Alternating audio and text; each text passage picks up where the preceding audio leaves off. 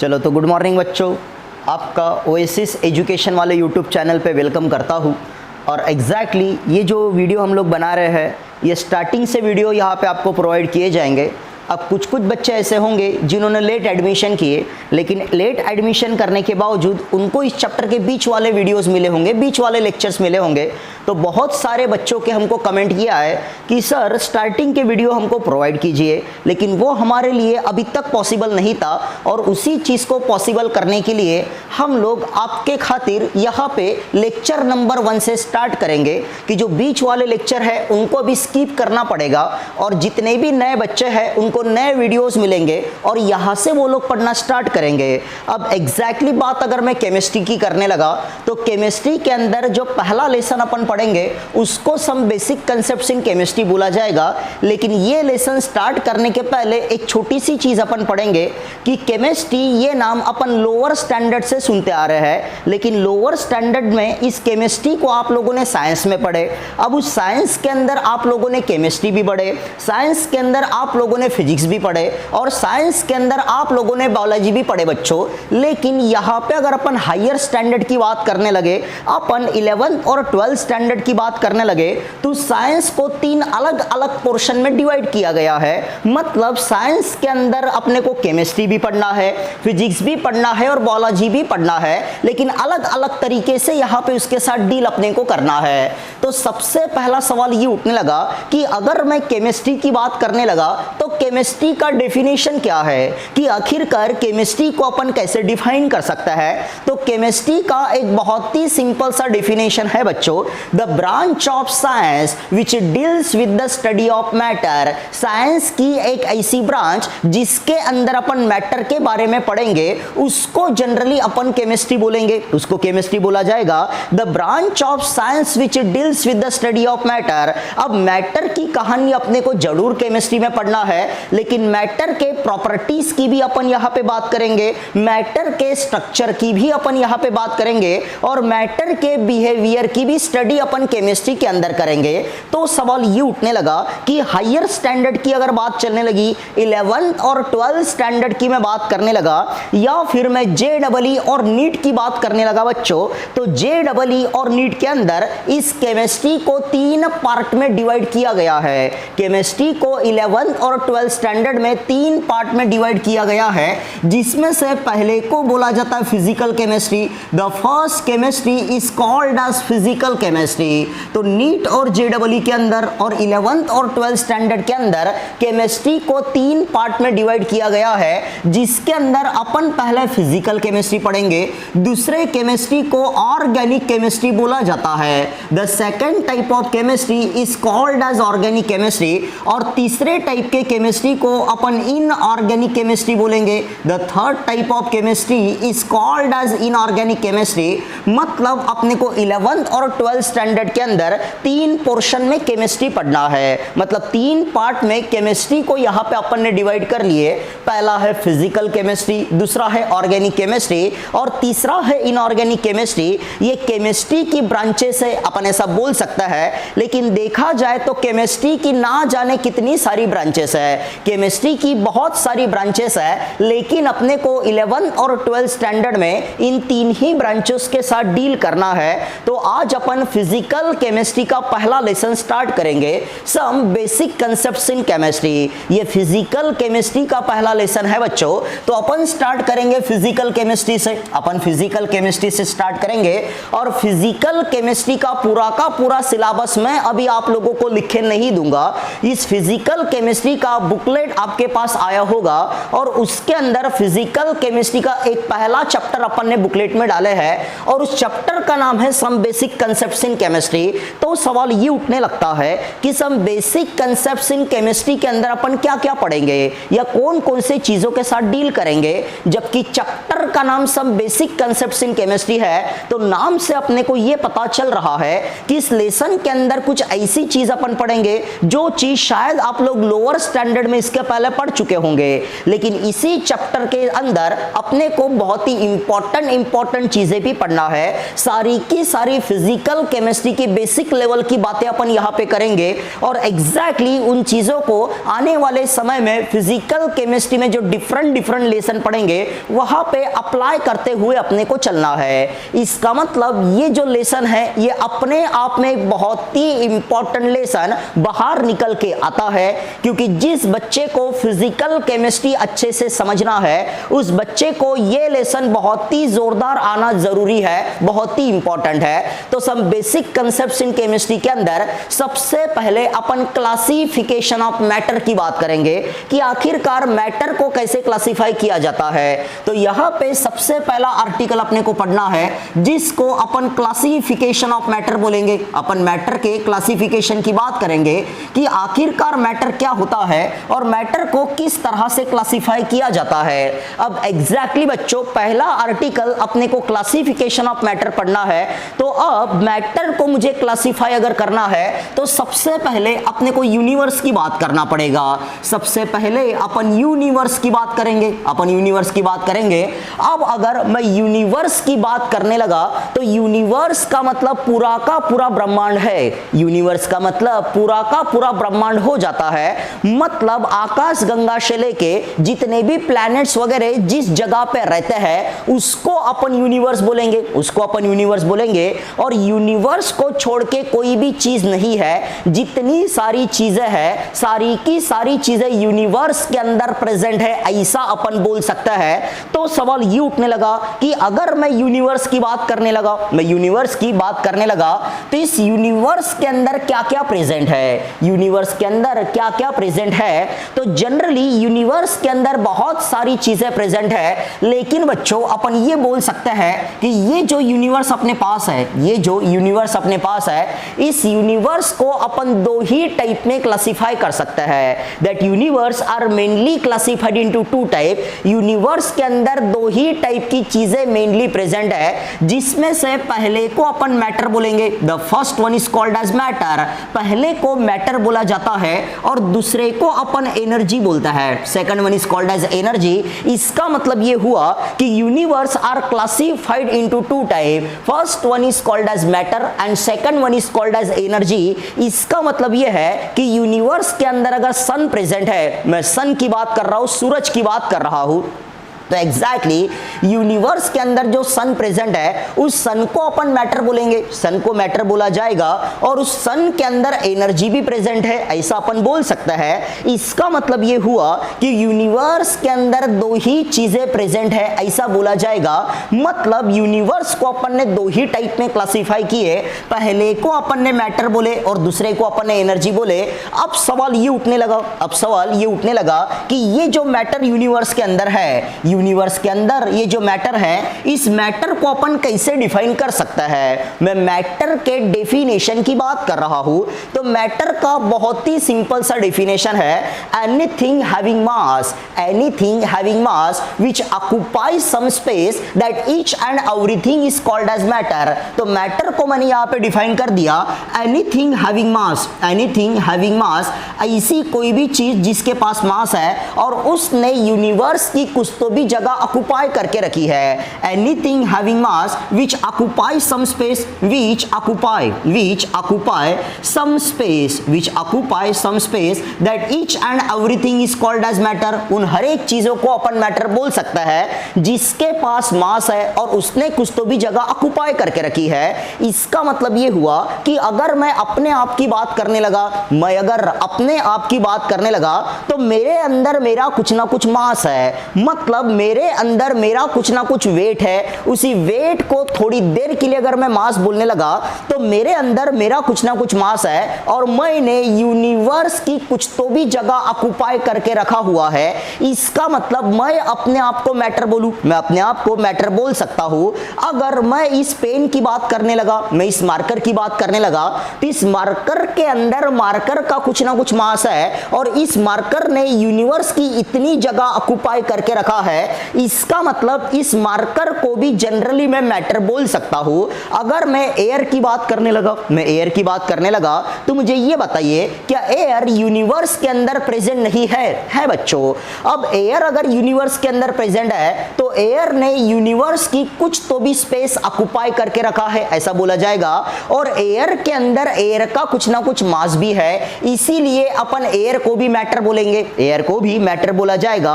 अगर मैं वाटर की बात करने लगा, मैं अगर वाटर की बात करता हूं तो एग्जैक्टली वाटर के अंदर वाटर का कुछ ना कुछ मास रहेगा और उस वाटर ने यूनिवर्स की कुछ तो भी जगह ऑक्युपाई करके रखा है, इसीलिए वाटर को भी अपन मैटर बोल सकता है। तो घुमा फिरा के अपन ये बता सकता है कि anything having mass which occupies some space that each and everything is called as matter. वो हर एक चीज जिसके पास मास है और उसने कुछ तो भी जगह ऑक्युपाई करके रखा हुआ है, उसको जनरली मैटर बोला जाता है, उसको मैटर बोलेंगे। फिर अपन अगर एनर्जी को डिफाइन करने लगे, मैं एनर्जी को डिफाइन करने लगा, तो शायद आप लोगों को एनर्जी का डेफिनेशन पहले से ही पता होगा। एनर्जी का सिंपल सा डेफिनेशन है, अपन कैपेसिटी टू डू वर्क को एनर्जी बोलता है। तो एनर्जी को बहुत ही सिंपल तरीके से अपन ने डिफाइन कर लिए, capacity to do work is called as energy, capacity to do work is called as energy, उसको एनर्जी बोला गया।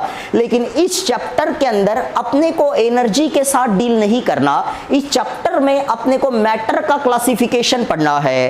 अपन चैप्टर के अंदर क्लासिफिकेशन पढ़ रहे मैटर का, लेकिन अपन ने स्टार्ट किए थे यूनिवर्स है कि universe are classified into two type, जिसमें से पहले को मैटर बोले, दूसरे को एनर्जी बोले।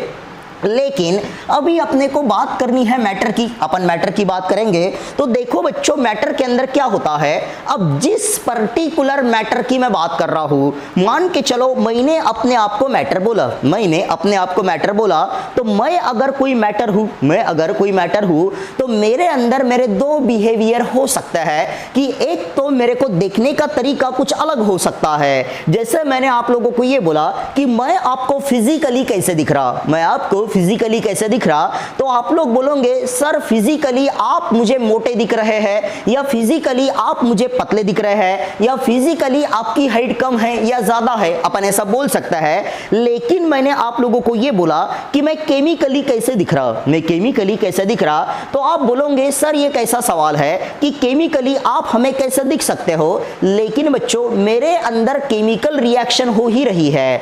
जिस तरह से मेरे अंदर मेरी कुछ ना कुछ फिजिकल प्रॉपर्टी है, उसी तरह से मेरे अंदर मेरी कुछ ना कुछ केमिकल प्रॉपर्टी भी है। मतलब अगर मेरे पास मैटर है तो मैटर के अंदर मैटर की फिजिकल प्रॉपर्टी भी हो सकती है, या मैटर के अंदर मैटर की केमिकल प्रॉपर्टीज भी प्रेजेंट हो सकती है। इसका मतलब ये हुआ कि ये जो मैटर मेरे पास है, इस मैटर को मैं फिर से दो टाइप में क्लासिफाई कर सकता हूं, या मैटर को क्लासिफाई करने के दो तरीके हैं, मैं ऐसा बोल सकता हूं। तो मैटर को क्लासिफाई करने के दो तरीके, जिसमें से पहले को अपन बोलता है फिजिकल क्लासिफिकेशन ऑफ मैटर, पहले को फिजिकल क्लासिफिकेशन बोला जाता है, और दूसरे को अपन बोलता है केमिकल क्लासिफिकेशन, दूसरे को केमिकल क्लासिफिकेशन बोला जाएगा। मतलब ये जो मैटर मेरे पास है, इस मैटर को क्लासिफाई करने के फिर से दो तरीके अपने सामने निकल के आए। मैटर को एक तो मैं फिजिकली भी क्लासिफाई कर सकता हूं, या मैटर को एक तो मैं केमिकली भी क्लासिफाई कर सकता हूं। मतलब मैटर को क्लासिफाई करने के दो तरीके हैं, जिसमें से पहले को अपन ने फिजिकल क्लासिफिकेशन ऑफ मैटर बोले, और दूसरे को अपन केमिकल क्लासिफिकेशन ऑफ मैटर बोलेंगे। तो अब देखो बच्चों ध्यान से, यहां पे क्या होता है। अब मैंने अगर ये बोला कि मैटर को मुझे फिजिकली क्लासिफाई करना है, तो ये चीज आप लोगों ने लोअर स्टैंडर्ड से पढ़ के रखे हो कि अब मैंने बहुत ही आसान सा सवाल आप लोगों से पूछ लिया कि physically matter are classified into, तो मैक्सिमम बच्चे ये जवाब देंगे कि सर फिजिकली मैटर को अपन तीन स्टेट में या तीन टाइप में क्लासिफाई कर सकता है। पहले को सॉलिड बोला जाए, दूसरे को लिक्विड बोला जाए और तीसरे को गैसियस बोला जाए, जिसको अपन फिजिकल स्टेट ऑफ मैटर बोलेंगे। ये मैटर की फिजिकल स्टेट हो गई। तो एग्जैक्टली मैटर को फिजिकली अपन 3 टाइप में क्लासिफाई कर सकते हैं। तो matter physically are classified into 3 state. पहले को अपन सॉलिड स्टेट बोलेंगे। The first state is called as solid state. पहले को सॉलिड स्टेट बोला गया। उसके बाद दूसरे को बोला जाता है liquid state. The second state is called as liquid state. और जो तीसरी स्टेट अपने सामने निकल के आएगी, that third state is called as gaseous state. मतलब ये जो क्लासिफिकेशन मैंने मैटर का किया है, that classification is called as physical classification of matter. ये मैटर का फिजिकल क्लासिफिकेशन है कि मैटर को फिजिकली अपने 3 टाइप में क्लासिफाई किए। तो यहां से एक सिंपल सा ऑब्जेक्टिव अपने सामने निकल के आएगा।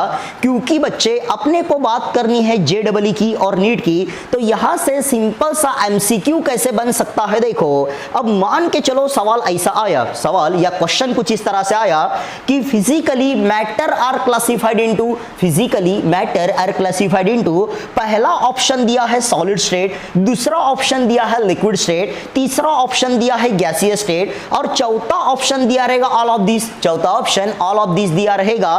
तो अपने को जाना पड़ेगा ऑल ऑफ दिस के साथ। अपन जाएंगे ऑल ऑफ दिस के साथ कि मैटर को फिजिकली इन सभी स्टेट में अपन क्लासिफाई कर सकते हैं। लेकिन सवाल ये उठता है कि अगर मेरे पास सॉलिड मैटर है, मेरे पास सॉलिड मैटर है, तो या फिर अगर मेरे पास मैटर की सॉलिड स्टेट है, मेरे पास मैटर की अगर सॉलिड स्टेट है, तो इस सॉलिड स्टेट को डिफाइन कैसे करें, या सॉलिड स्टेट का डेफिनेशन क्या है कि कैसे पहचाने कोई भी पर्टिकुलर मैटर सॉलिड स्टेट में प्रेजेंट है। तो इसका एक बहुत ही सिंपल सा डेफिनेशन है, the state of matter having definite shape as well as definite volume, that state of matter is called a solid state. मतलब ये पेन मेरे पास है, पकड़ के चलो, ये पेन मेरे पास है। आज ये पेन मुझे सर्कुलर दिख रहा है। आज इस पेन का जो शेप है वो मुझे सर्कुलर दिख रहा है, ऐसा सिलेंड्रिकल शेप है, अपन ऐसा बोल सकता है। तो आज की डेट में इस पेन का सिलेंड्रिकल शेप है। लेकिन बच्चों, इस पेन को आज मैंने रख दिया, इस पेन को आज मैंने रख दिया, और जब इसको 10 साल के बाद मैं देखूंगा, इस पेन को 10 साल होने के बाद जब मैं देखूंगा, तो क्या इसका शेप चेंज होगा या इसका शेप सिलेंड्रिकल का सिलेंड्रिकल ही रहेगा? वेरी गुड बच्चे, इसका शेप चेंज नहीं होगा, इसका शेप चेंज नहीं होगा। मतलब ये पेन आज जैसा मेरे को दिख रहा है, 10 साल के बाद भी ये पेन मेरे को जैसा का वैसा ही दिखेगा। मतलब इस पेन के शेप में कोई फर्क नहीं पड़ रहा। मतलब पेन का शेप डेफिनेट है, अपन ऐसा बोलेंगे। तो शेप अगर डेफिनेट है तो इसका वॉल्यूम भी डेफिनेट होगा, ऐसा बोला जाएगा। इसीलिए बोला जाता है the state of matter having definite shape, the state of matter having definite shape, having definite shape, the state of matter having definite shape as well as definite volume, as well as definite volume, that state of matter is called as solid state। तो solid state matter की ऐसी state है जहां पे shape भी definite रहता हो और volume भी definite रहता हो। तो अपन ने ये बोले the state of matter having definite shape and definite volume, that state of matter is called as solid state, that state of matter is called as solid state। अब इस solid के अगर example में लिखने लगा, मैं सॉलिड के example लिखने लगा, तो सॉलिड स्टेट के बहुत सारे एग्जांपल मैं लिख सकता हूं।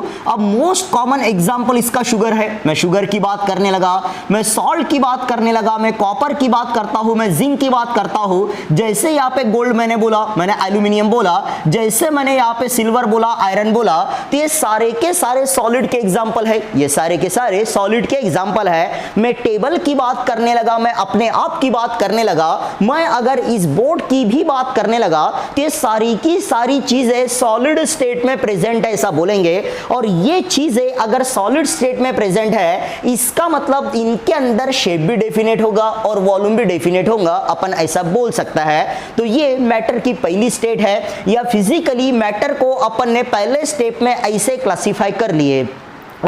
मैटर को फिजिकली अपन दूसरे टाइप में क्लासिफाई करेंगे जिसको बोला जाएगा लिक्विड स्टेट। अपन लिक्विड स्टेट की बात करेंगे तो सवाल ये उठने लगा कि लिक्विड स्टेट का डेफिनेशन कैसा होगा, लिक्विड स्टेट का डेफिनेशन कैसा होगा। अब मान के चलो बच्चों एक वेसल मेरे पास है, यहाँ पे एक वेसल है, इसको मैंने वेसल बोला, इसको मैंने वेसल बोला और इस वेसल के अंदर 1 लीटर वाटर मैंने फिल करके रखा। वेसल के अंदर 1 लीटर वाटर है, वेसल के अंदर 1 लीटर वाटर है।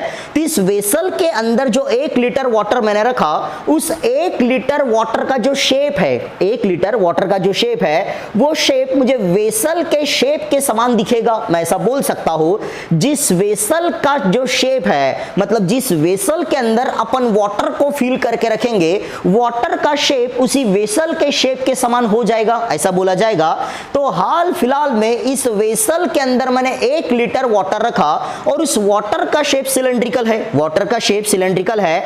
अब मान के चलो इस वेसल के अंदर का 1 लीटर वाटर मैंने टेबल पे डाल दिया, मैंने टेबल पे डाल दिया। अब टेबल पे 1 लीटर वाटर अगर मैंने डाल दिया तो ये वाटर फैलेगा, ये वाटर फैलेगा, लेकिन वाटर 1 लीटर का 1 लीटर ही रहेगा। पहले भी वाटर 1 लीटर था और अभी भी वाटर 1 लीटर है। टेबल पे मैंने 1 लीटर वाटर डाला, मतलब वाटर का वॉल्यूम सेम है, वाटर का वॉल्यूम चेंज नहीं हो रहा, लेकिन बच्चों वाटर का शेप चेंज हो गया। जब इस बॉटल के अंदर वाटर है तो उसका जो शेप है वो सिलेंड्रिकल शेप है, वो शेप कुछ अलग है। लेकिन जब मैंने वाटर को जमीन पे डाल दिया तो उसका शेप कुछ अलग हो गया, उसका शेप कुछ अलग हो गया। इसका मतलब यह है कि वॉल्यूम तो जैसा का वैसा है लेकिन शेप चेंज हो रहा है, अपन ऐसा बोल सकता है। इसीलिए बोला जाए the state of matter having definite volume, the state of matter having definite volume. Matter की ऐसी स्टेट जहां पे वॉल्यूम डेफिनेट होता हो बट शेप इनडेफिनेट होता हो, शेप इनडेफिनेट यहां पे रहेगा, तो इसीलिए अपन ऐसा बोल सकता है the state of matter having indefinite shape but definite volume, that state of matter is called as liquid state, that state of matter is called as liquid state having definite volume but indefinite shape. Volume तो जैसा का वैसा ही रहेगा, volume definite रहेगा लेकिन shape यहां पे indefinite रहेगा, अपन ऐसा बोल सकता है।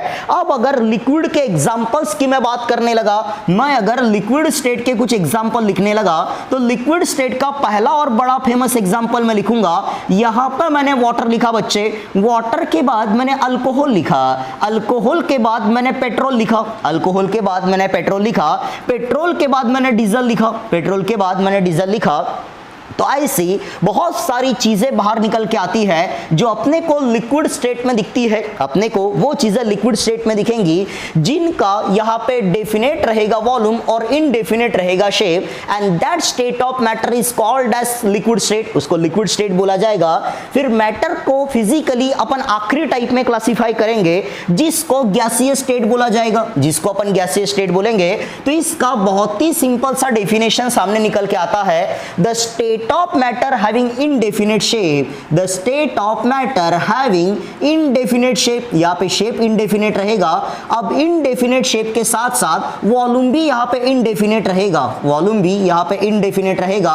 तो the state of matter having indefinite shape as well as indefinite volume, that state of matter is called as gaseous state। इसीलिए gaseous के बारे में एक बहुत ही इंपॉर्टेंट चीज बोली जाती है बच्चे, gaseous state के बारे में एक बहुत ही इंपॉर्टेंट चीज बोली जाती है कि ये जो वॉल्यूम रहता है गैस का, volume of gas is equal to volume of container होता है।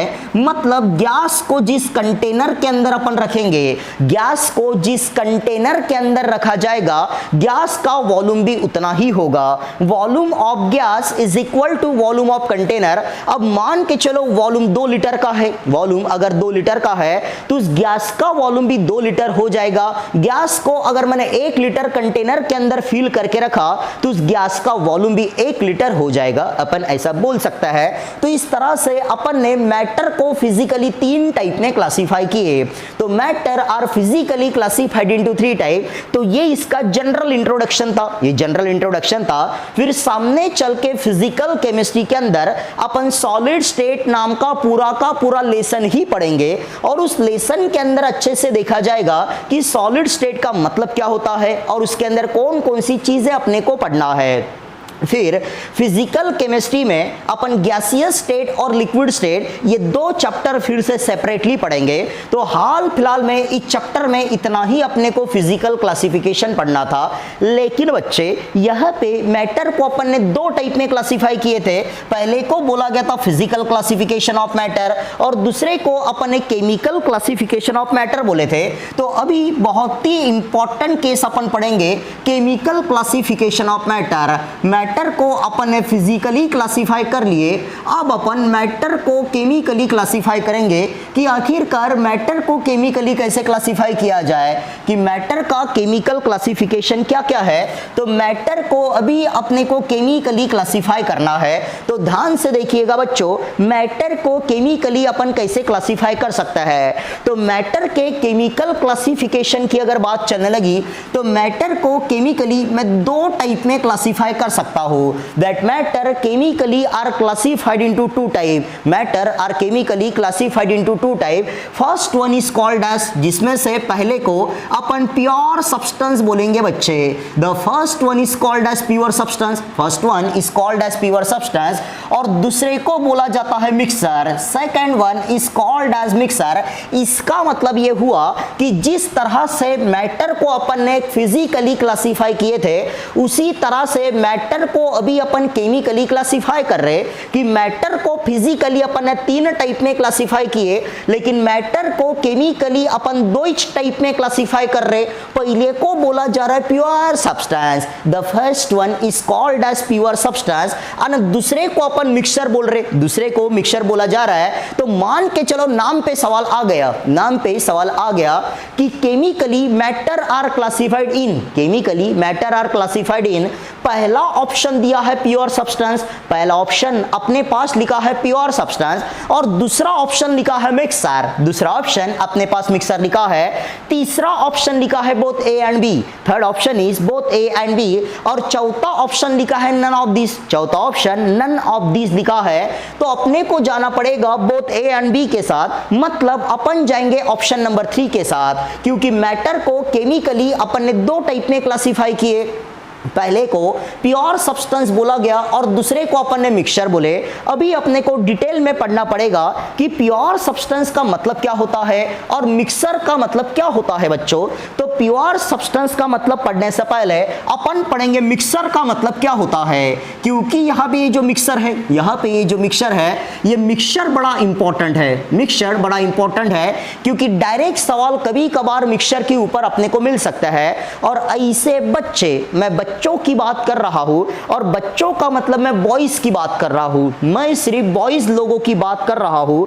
ऐसे बॉयज जो कल चल के एनडीए का एग्जाम देना चाहते हैं, ऐसे बॉयज जो कल चल के डिफेंस सर्विसेज में जाना चाहते हैं, उनके लिए केमिस्ट्री के अंदर ये मिक्सर बड़ा इंपॉर्टेंट है। क्योंकि एनडीए के एग्जाम में उतने जेईई और नीट के लेवल के सवाल नहीं आते, तो वहां पे एक पूरा का पूरा चैप्टर है जिसको मिक्सर बोला गया और मिक्सर में एनडीए के ऊपर जनरली सवाल आता ही आता है। तो ऐसे बॉयज ध्यान से देखिएगा मिक्सचर का मतलब क्या होता है। अगर मैं मिक्सचर की बात करने लगा बच्चों, मैं अगर मिक्सचर की बात करने लगा तो मिक्सचर को अच्छे से मैं यहां पे क्लासिफाई करूंगा। ध्यान से देखिएगा, अब मिक्सचर की अपन बात कर रहे, अपन मिक्सचर की बात कर रहे तो सवाल ये उठने लगा कि मिक्सचर का मतलब क्या है। मिक्सचर का मतलब क्या है तो बहुत ही सिंपल लाइन में अपन बोल सकता है कि combination of two or more substances, combination of two or more substances is called as mixer. उसको मिक्सर बोला जाए। मतलब मैंने शुगर को सॉल्ट के अंदर मिक्स कर दिया, शुगर को सॉल्ट के अंदर मैंने मिक्स कर दिया तो मेरे को एक मिक्सर मिला, यहाँ पे मेरे को एक मिक्सर मिला।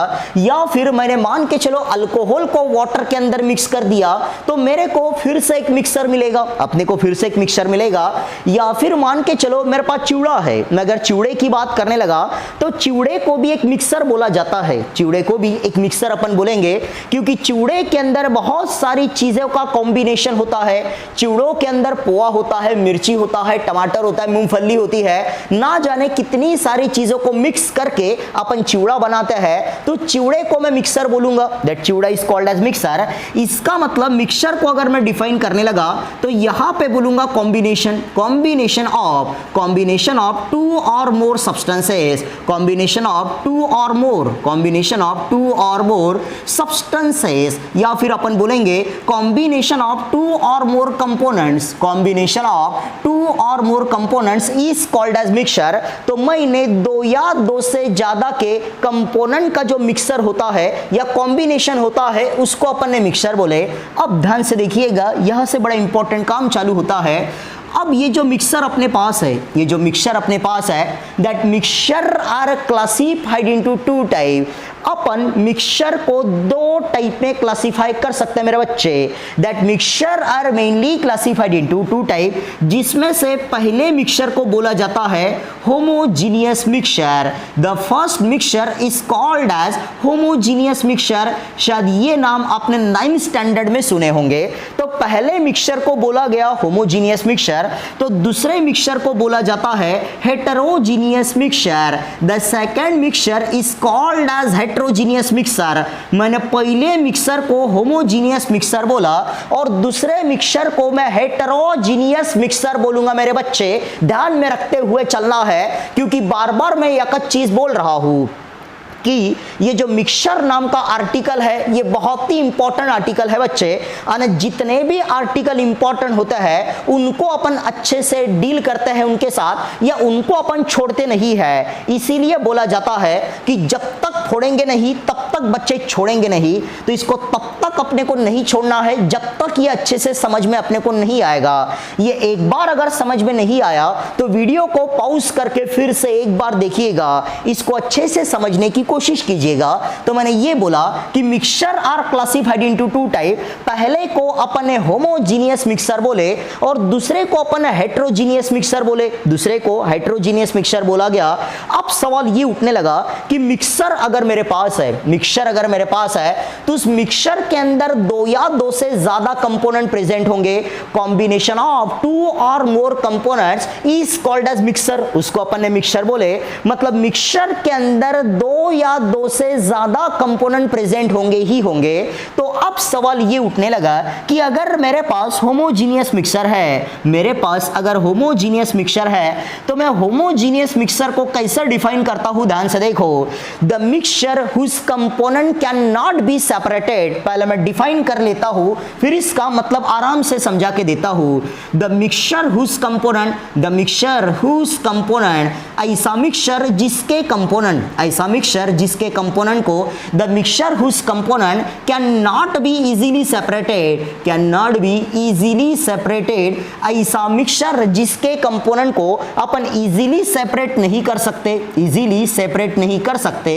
सच type of mixture is called as homogeneous mixture. The mixture whose component can not be easily separated, such type of mixture is called as homogeneous mixture मेरे बच्चे। अब देख इसका मतलब क्या होता है, इसका मतलब क्या होता है। अब इसका मतलब ये होता है कि मान के चलो मेरे पास यहाँ पे शुगर है, इसको मैंने शुगर बोला, और मेरे पास यहाँ पे सॉल्ट है, यहाँ पे सॉल्ट है, तो मैंने शुगर प्लस सॉल्ट का मिक्सर बना दिया। मैंने शुगर प्लस सॉल्ट का मिक्सर यहाँ पे बना दिया है। तो मेरे पास एक मिक्सर आ गया, मेरे पास एक मिक्सर आ गया जिसके अंदर दो कंपोनेंट है, जिसके अंदर दो कंपोनेंट है, एक शुगर है और दूसरा सॉल्ट है, एक शुगर है और दूसरा सॉल्ट है। अब मान के चलो इस मिक्सर के अंदर मैंने हाथ डाला, इस मिक्सर के अंदर ऐसा हाथ मैंने डाल दिया, और हाथ डाल के इस मिक्सर में से मेरे को शुगर को सेपरेट करना है। हाथ डाल के इस मिक्सर में से मेरे को शुगर को सेपरेट करना है, तो क्या मैं ऐसा कर नहीं सकता? वेरी गुड बच्चे, ऐसा अपन कर सकते हैं, ऐसा अपन कर सकते हैं। मतलब ये जो शुगर प्लस सॉल्ट का मिक्सचर मेरे पास है, उस शुगर प्लस सॉल्ट के मिक्सचर के कंपोनेंट को मैं इजीली सेपरेट कर सकता हूं। और ऐसा मिक्सचर जिसके कंपोनेंट को अपन इजीली सेपरेट कर सकते हो, उस मिक्सचर को होमोजीनियस मिक्सचर नहीं बोला जाता मेरे बच्चे। That mixture is called as heterogeneous mixture. उस मिक्सचर को अपन हेटेरोजीनियस मिक्सचर बोलेंगे। अब मान मान के चलो मैंने कुछ इस तरह से कर दिया, मैंने सॉल्ट को वाटर में रख दिया, मैंने सॉल्ट प्लस वाटर का मिक्सर ले लिया। मान के चलो ये एक मिक्सर है, इसको एक मिक्सर मैंने बोला, और इस मिक्सर के अंदर दो कंपोनेंट है, एक सॉल्ट भी है और एक वाटर भी है।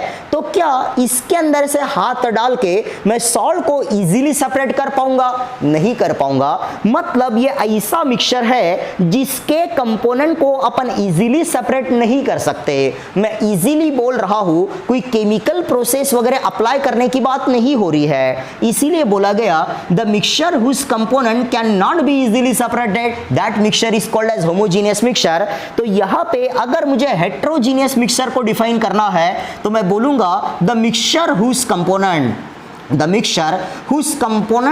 be easily separated, the mixture whose component can be easily separated, such type of mixture is called as heterogeneous mixture। ऐसा मिक्सचर जिसके कंपोनेंट को अपन इजीली सेपरेट कर सकते हो, उस मिक्सर को अपन हेटेरोजेनियस मिक्सचर बोले। अब इसके मैं एग्जांपल बताऊंगा तो चीज अपने को अच्छे से समझ में आएगी। अब यहां पे मैं एग्जांपल लिखता हूं कुछ हेटेरोजेनियस मिक्सचर के, तो देखो क्या होता है। मान के चलो बच्चों, यहां पर मैंने शुगर प्लस वाटर लिखा, तो ये एक मिक्सर मेरे पास है, तो शुगर प्लस वाटर मैंने लिखा तो मेरे को शुगर सॉल्यूशन मिलेगा, अपने को शुगर सॉल्यूशन मिलेगा।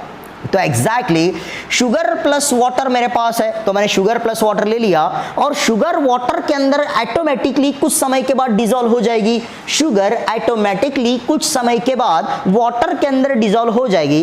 तो यहाँ पे जो शुगर का सॉल्यूशन मेरे को मिला, या फिर जो मिक्सर मेरे को मिला, उस मिक्सर के अंदर ऐसे हाथ डाल के क्या मैं शुगर को बाहर इजीली निकाल पाऊंगा? नहीं निकाल पाऊंगा। क्या मैं वाटर को इजीली बाहर निकाल पाऊंगा? नहीं निकाल पाऊंगा। इसका मतलब ये जो शुगर प्लस वाटर है, इसको होमोजेनियस मिक्सचर अपन बोलेंगे। इसका दूसरा एग्जांपल मैं लिखने लगा तो यहां पे लिखूंगा अल्कोहल प्लस वाटर। मैंने अल्कोहल प्लस वाटर लिखा तो ये भी एक होमोजेनियस मिक्सचर है, इसको भी होमोजेनियस मिक्सचर अपन बोल सकता है। ऐसे बहुत सारे एग्जांपल मैं लिख सकता हूं। मैंने सॉल्ट प्लस वाटर लिखा, तो इसको भी होमोजेनियस मिक्सचर बोला जाएगा, ये भी होमोजेनियस मिक्सचर है। मान के चलो यहां पर मैंने लिखा सॉल्ट, यहाँ पे सॉल्ट लिखा, salt plus sugar plus water लिखा, मैंने salt plus sugar plus water लिखा। तो यहाँ पे तीन कंपोनेंट है, तीनों कंपोनेंट का मिक्सचर है, सॉल्ट भी है, शुगर भी है और वाटर भी है। तो सॉल्ट और शुगर वाटर के अंदर डिसॉल्व हो जाएगी। मतलब इस मिक्सचर के कंपोनेंट को मैं इजीली सेपरेट नहीं कर सकता, therefore that mixture is called as, very good बच्चे, उनको होमोजेनियस मिक्सचर बोला जाएगा। अब मान के चलो मैं हेटेरोजेनियस मिक्सचर के कुछ एग्जांपल लिखने लगा। तो पहला एग्जांपल मैंने यहां पे लिखा, मैंने लिखा ऑयल प्लस वाटर या ऑयल इन वाटर। मैंने ऑयल इन वाटर लिख लिया कि ऑयल को मैंने वाटर के अंदर मिक्स कर दिया। ऑयल प्लस वाटर का मिक्सर अगर मेरे पास है तो उस मिक्सर में से मैं ऑयल को इजीली सेपरेट कर सकता हूं, वाटर को भी इजीली मैं सेपरेट कर सकता हूं। इसीलिए ऑयल प्लस वाटर को अपन हेटेरोजेनियस मिक्सचर बोलेंगे बच्चों। उसके बाद इसका दूसरा एग्जांपल मैं लिखने लगा तो मैंने शुगर प्लस वाटर लिखा, अपन ने शुगर प्लस वाटर लिखे, ये भी इसका एग्जांपल हो जाएगा। मान के चलो मैंने सैंड प्लस वाटर लिखा, यहां पे सैंड प्लस वाटर मैंने लिखा, तो sand plus water again is an example of heterogeneous mixture.